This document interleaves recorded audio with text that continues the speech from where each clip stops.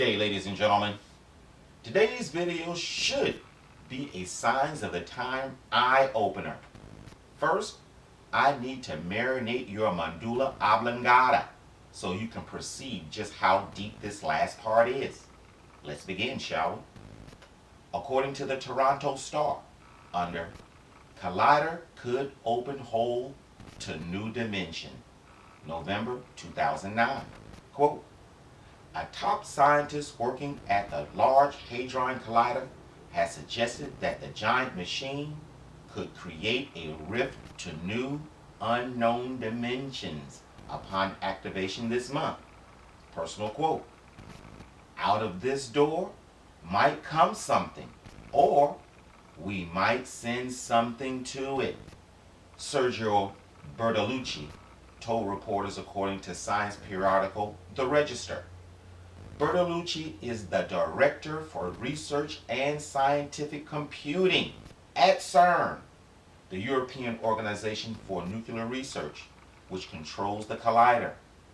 Bertolucci holds that the collider may also raise new issues that researchers, listen up, cannot as yet imagine. But wait, listen to this headline. According to the UK Express, under scientists at Large Hadron Collider hope to make contact with parallel universes in days. Side caption, scientists conducting a mind-bending experiment at the Large Hadron Collider hope to connect with parallel universes outside of our own. That was August 2015.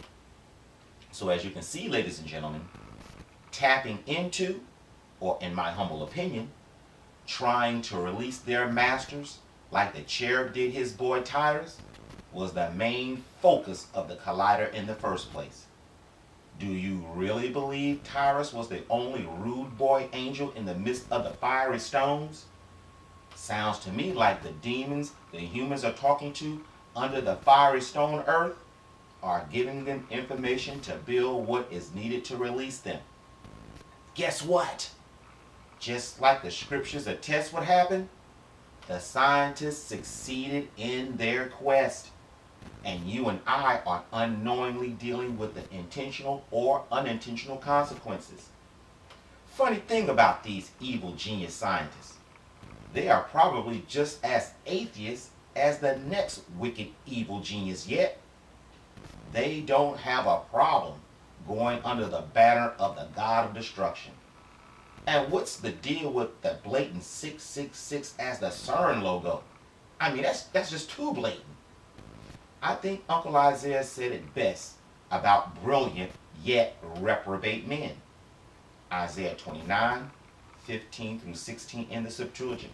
Quote, woe to them that deepen their counsel, getting advice from demons, and not by the Lord. Woe to them that take secret counsel, everyone in pseudo-power, and whose works are in darkness, everyone in pseudo-power, and they say, this is what they say, who has seen us, and who shall know us, or what we do? Shall ye not be counted as clay of the potter? You just a uppity human that will die. Shall the things formed say to him that formed it? This is what they're going to say. Thou didst not form me, or the work to the maker. Thou hast not made me wisely. Example. I use this verse in particular because it encompasses many of the excuses the scientists, thus the world, uses to stay rebellious with a clean conscience.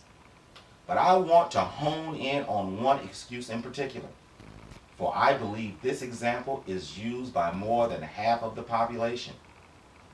Am I the only person to perceive the example of, quote, or the work to the maker?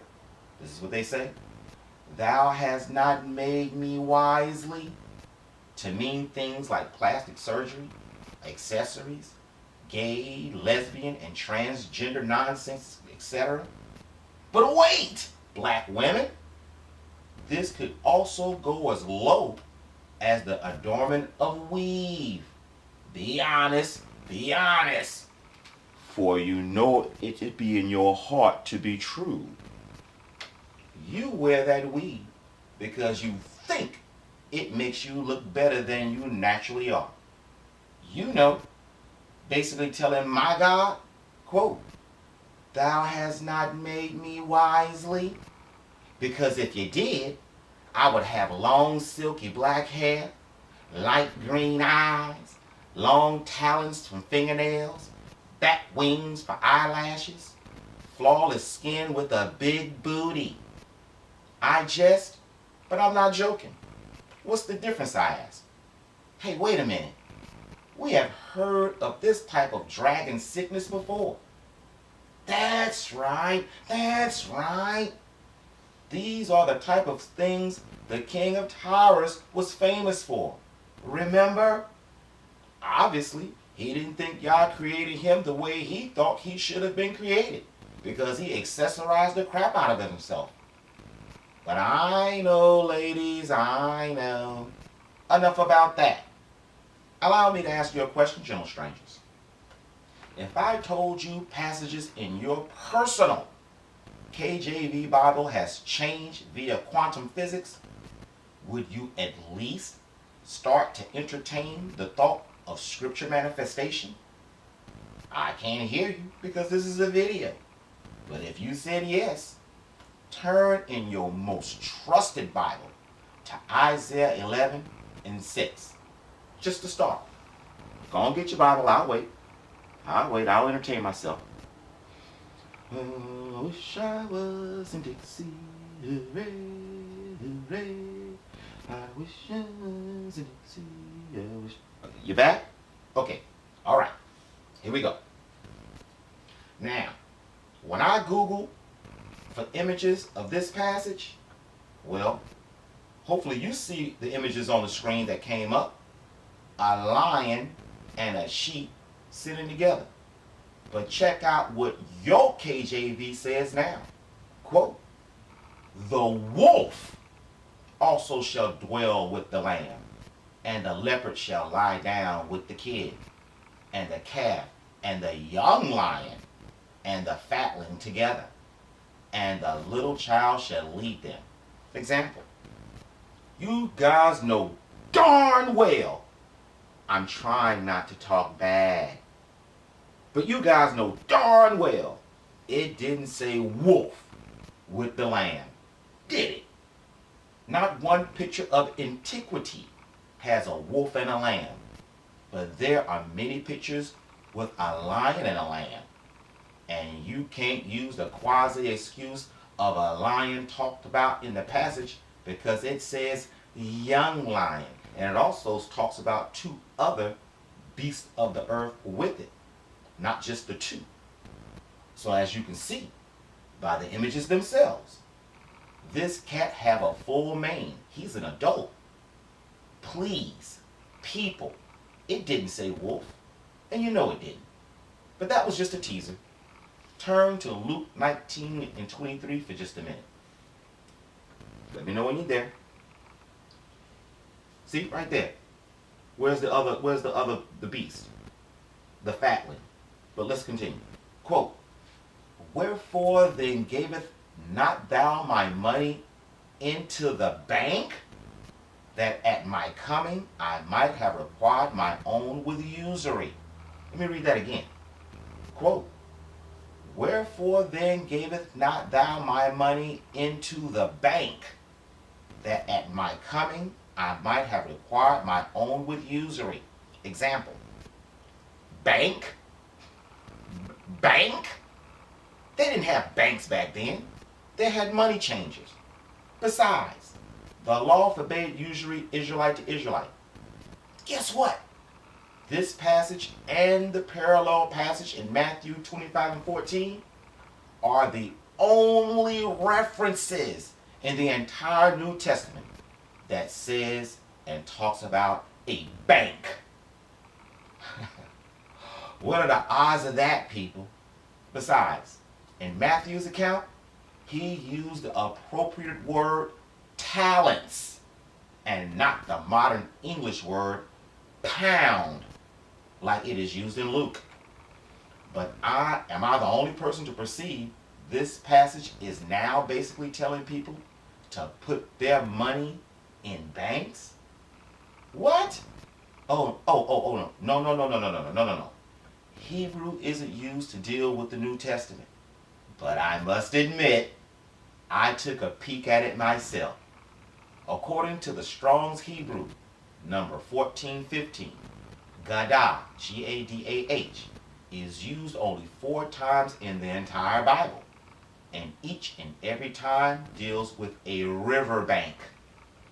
Are you starting to catch my drift yet? If you said no, check this one out. Let's keep reading in the same book until you get to verse 26. Now, Jesus is wrapping up his explanation of his talent parable. Now check out what I believe will be used by those who put you to death thinking they are doing their God service in the near future.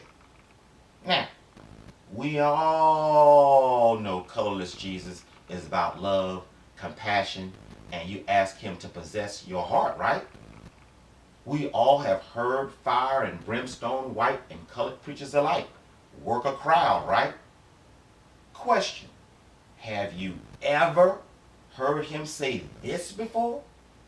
I will start with the ending of the parable explanation, just so you can see just how odd this new addition is to the story. Let's start at verse 24. Quote, "And he said unto them that stood by, Take from him the pound, and give it to him that has 10 pounds.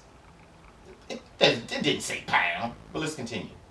And they said to him," talking about the disciples asking the anointed one the meaning of the parable, "Lord, he has 10 pounds. For I say unto you, that unto everyone which hath," he really is talking about wisdom and understanding at this point, "shall be given, and for him that hath not, even that he had shall be taken away from him." Listen up, listen up. "But those mine enemies which would not that I should reign over them, bring hither and slay them before me." Let me read that last part again. "But those mine enemies which would not that I should reign over them, bring hither and slay them before me." Example. What? Right out of the freaking blue with no context reason whatsoever. I have never read this passage before. Have you? Do you see how out of place this passage is? It has nothing to do with the subject matter whatsoever. Sure, they can take a quantum leap and say those who have not wisdom will lose their lives, but mankind's life is not his own anyway. And if that is true, and we know that it is, to say, quote, "And from him that hath not, even that he had, shall be taken away from him," doesn't mean slaughter people at my feet, nor does it fit the storyline, even if the parable is not meant to be understood but by the called and chosen. Also notice, even though he is talking about the future, to say, let me quote it again, "But those mine enemies which would not that I should reign over them, bring hither and slay them before me," is written in present action verb. It doesn't say, "They shall bring them hither and slay them before me," which would make it a future action verb, does it? In essence, as far as how this is written, colorless Jesus told the disciples to put in some wet work. But wait! Am I the only person who can see how this passage, that's it, Am I the only person who can see how this passage, coupled with the obey the beast doctrine in Romans 13, 1 through 2, and 1 Peter 2, 13 through 17, how they can lead to Matthew chapter 10, 17 through 18? Quote, but beware of men, for they will deliver you up to the councils, and they will scourge you in their synagogues, and ye shall be brought before governors and kings for my sake, for a testimony against them and the Gentiles. I sure can. Easy too. But wait, yes again. Check this out. Luke 17 and 31. Quote, even thus shall it be in the day when the Son of Man is revealed.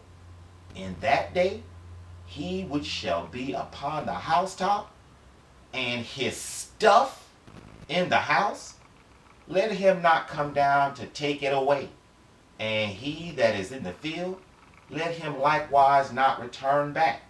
Example, his stuff, you know darn well it didn't say his stuff.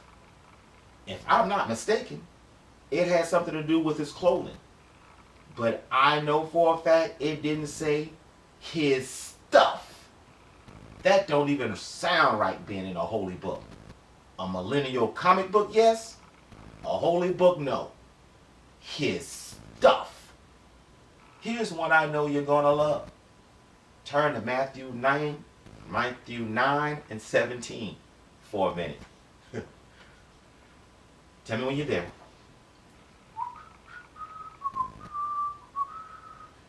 Can't get that song out of my head. I love it so much. You there? Okay. Quote, neither do men put new wine into old bottles, else the bottles break, and the wine runneth out, and the bottles perish. But they put new wine into new bottles, and both are preserved. Example, you know darn well it said wineskins. Bottles? Bottles? They didn't have bottles back then. A clay pot is not considered a bottle. Besides, if the bottle breaks, where does the bottle perish come in? How does a bottle perish? Wineskin perish because it's made of skin. Duh. But a bottle? Man, if you Google or Bible Hub this verse, check it out. Let me say it again. If you Google or Bible Hub this verse, each and every translation except the KJV says wineskins. Yep, the NIV, the NLT, the ESV, the Berean Study, New American Standard, Holman Christian, International Standard, the Net Bible, Aramaic Bible in plain English, New American Standard, even the King James 2000 say wineskins. But on a different note, but within the same song, am I the only person who remember the childhood story, the Bernstein Bears? If I'm not the only one, guess what? Now it's the Berenstain Bears. Berenstain. Berenstain. Man, you know we didn't say no doggone Berenstain Bears. Google it if you don't believe me. To finish this video out, I would like for you to notice the cover picture closely for a minute. I'm not going to put the cover picture on now, I'm thinking about it. But it's the picture of the man. Oh, it's a picture of two signs. One says, on the top it says Bond, the other one says Mandela. When you get to that picture, pause it, and I want you to look at it. Listen to me finish, and then go back and look at it. I don't think you can do the same. All right,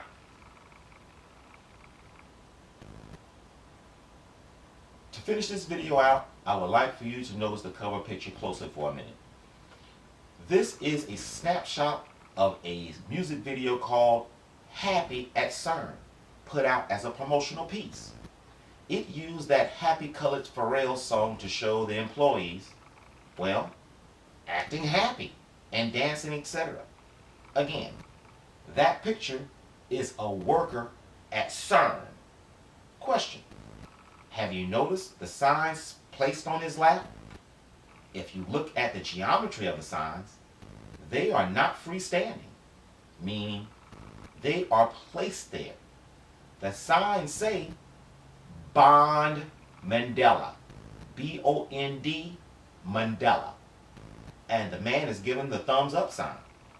Question: can you think of a logical reason, hell, any reason, why a person working at CERN would have two large signs that say Bond and then the next one Mandela?